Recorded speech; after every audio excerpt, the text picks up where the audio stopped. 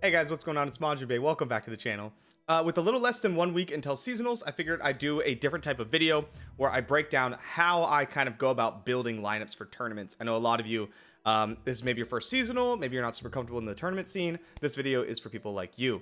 Keep an eye out. In a couple days, I'm going to release a video of what I think the best seasonal lineups are, but this one is more about teaching people how to actually think about building their own. And how, like, what tools I use to build one. This video is heavily going to show MasteringRuneterra.com, which is Jason Florent and I's website that we built, strategy website for Runeterra. If you haven't heard of it, that's crazy. It's on all my videos, featuring a bunch of articles, deck guides, stats, whatever you want. It's there. Check it out. But the tool we're going to use the most is actually the matchup helper. The matchup table, sorry. I use this for every tournament lineup, every single one. When I'm theory crafting, I have this page up. What it does is it shows me the decks, their most popular matchups, and what is favored versus what. Because honestly, I don't play every deck. I play most decks, but I don't play every single one. I might not know the Thralls versus Ari Bard matchup. I do, but like, but I might not know it off the top of my head, right? And so I have the information here on mostly Ari Bard is favored by about 3%. Now, this is not like, the data is not the be all end all, and that's really important. I don't just look at the data and take that like as gospel, because I actually think Ari Bard beats Thralls by a lot more than that. But that's like, so that's my experience, but it's a good jumping off point. It really helps you just kind of figure out exactly what's going on. So what I'm looking to do when I build a lineup is I want to kind of match strategies, match things that make sense. Usually it's a 2-deck shell that I'm really excited about playing, and I have to find a 3rd deck that fits. Now, something to talk about that I think a lot of newer players to the tournament scene get trapped in is pairing decks that do the same kind of thing, right? Pairing 3 aggro decks where 2 of them are a burn deck and 1 of them is scouts, right? Like that, it doesn't work because the 2 burn decks are very strong against things like Demacia, and very weak to decks like Feel the Rush or, you know, Avalanche, Blighted Ravine style decks, these control decks where scouts wants to play against those control decks. A popular one I see is the like double Noxus control lineup, something like, let's say you're playing, Annie Twisted Fate, right? Annie Twisted Fate and Caitlyn Ezreal. These are very strong against aggro decks that need to get their units out, like small burn, like Pirates and Spiders, and very, very good against Demacia, specifically smaller Demacia decks, things like Scouts, because the stuns are very good, Ravenous Flock is an incredible spell, and all that sorts of stuff. So what those deck wants to do is they want to play against the Demacia strategies, and they want to ban some of the bigger decks, like Feel the Rush. Those decks, those mid-range decks tend to have a very hard time against the bigger control decks, right? So you might look at that lineup and go, okay, well, I have these 2 decks I want to play. They feature removal spells. They're kind of controlling. What else features removal spells and are kind of controlling? Feel the Rush, right? And you'd be like, that fits, right? Those are 3 like controlling strategies. But the problem is that Feel the Rush's matchup table is so different from the other 2. Like the Caitlyn Ezreal, the Flock decks, they want to play against these Demacia rally strategies. Feel the Rush needs to ban the Demacia rally strategies. It's a really, really bad matchup. Caitlyn Ezreal really wants to play against Azir. Feel the Rush cannot play against Azir. It's a horrible matchup. Let's see if we can find it here. Azir and Trundle Tryndamere, 71.5% win rate. It's abysmal. Like, that is not a matchup you can see. So what you just did by putting Feel the Rush in this lineup, I know a lot of you are going to be like, well, of course I would put Feel the Rush in the lineup. Then this isn't for you. But I just want to show you how to think about it, right? What you are doing when you put that in your lineup with the other 2 decks is you're giving yourself a weak spot. You had a lineup that was very strong against a certain strategy, quite a few types of strategies actually.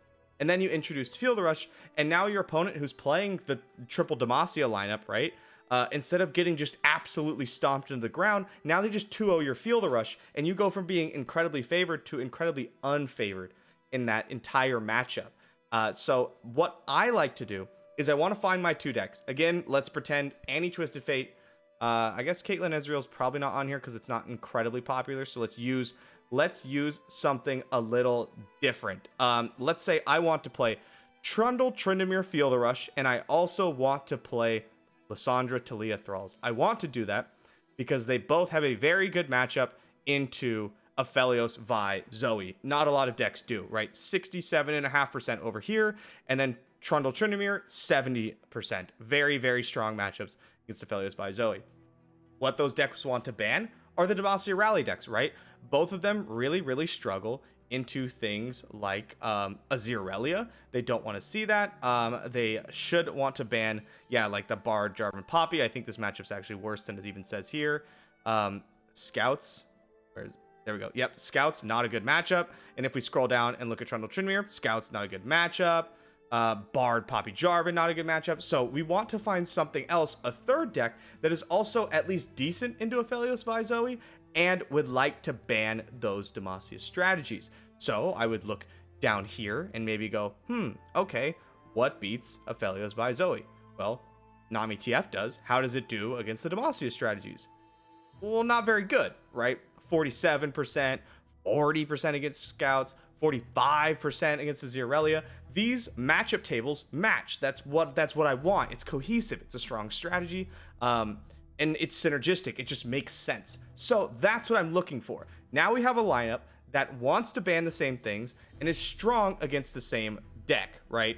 And that's kind of how I go about it. Again, don't take the data for like, this is exactly what I think it is, right? Like, oh, it says it's a 52% matchup. Like, you might find that at the top players. That's not the case at all. Maybe it's a 60% matchup. Maybe it's a 45% matchup, right?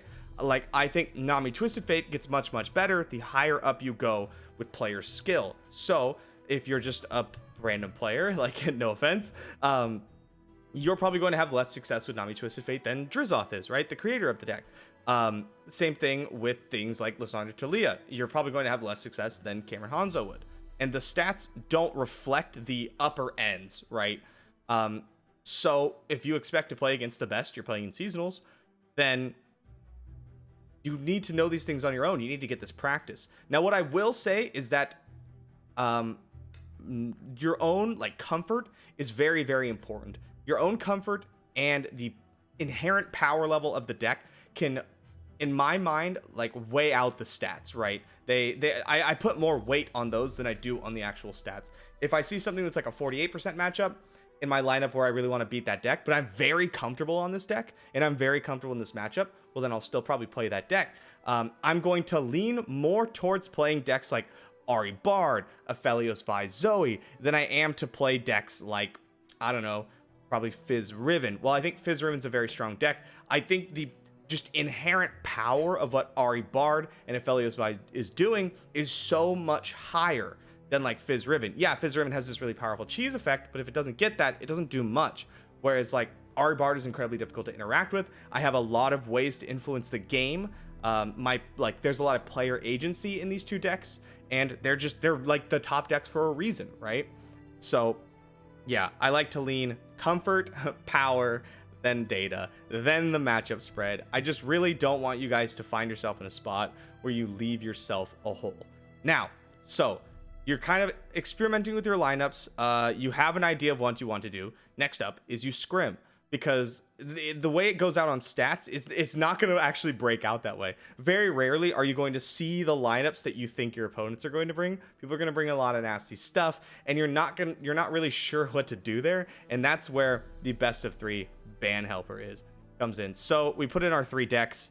Let's say, what do we do? Trundle, Tryndamere, Lysandra, Talia, and Nami Twisted Fate, Bilgewater, Shadow Isles. Our opponent is an absolute mad lad, closes his eyes, and just picks 3 decks, random decks, right?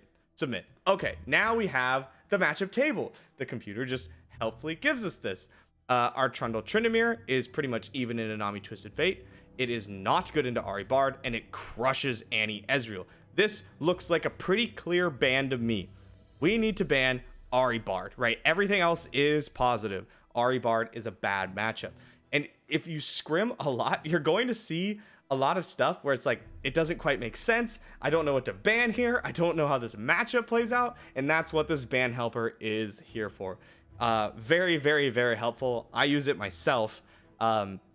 not to make my decision for me, but I use it, take the information, and then go, okay, now what happens if my opponent bans Lysandra Talia, right? Does my ban change? That kind of stuff, right? Now here it's just super cut and dry. You just ban Ahri Bard, but it's not usually like that. So best of 3 ban helper, matchup tables, all that kinds of stuff. We also have things like the meta stats where it shows when you click like here, I want to see all the matchups for Annie Twisted Fate. You get to scroll all the way down and it's going to show you Annie Twisted Fate's win rate against all of the decks. All of them, basically. Look at this. Like, how helpful is that? Again, there's not going to be a ton of matchups. There's not going to be a ton of matches for every single strategy, right? Like, who plays Rumble Scion, right? But maybe you need to know that. Well, okay, you have 28 match sample size. A 64% win rate could tell you that Annie Twisted Fate's probably favored. We don't know by how much. You need to do your own research because this is not a very large sample size. But again, just a nice jumping off point. Just kind of gets you the idea of what's going on. And that is honestly all you need to get started. So that is, I think, basically the whole video. Look to make synergistic lineups. I prefer starting with the 2-deck shell and going from there, having a plan. Yeah, if you want some more info on how to build lineups, the Mastering Runeterra podcast that we did, Jason and I did a couple days ago, check that out. Go to the Mastering Runeterra YouTube channel, go to the site, check out the articles. Basically, most of the articles over the next week and last week are going to be about seasonals and about tournament lineups. So if you want to see what everybody's doing, what we think is going to be the best, check it out here. That's all I got. Thank you guys so much for coming. I'll see you next time. Good luck.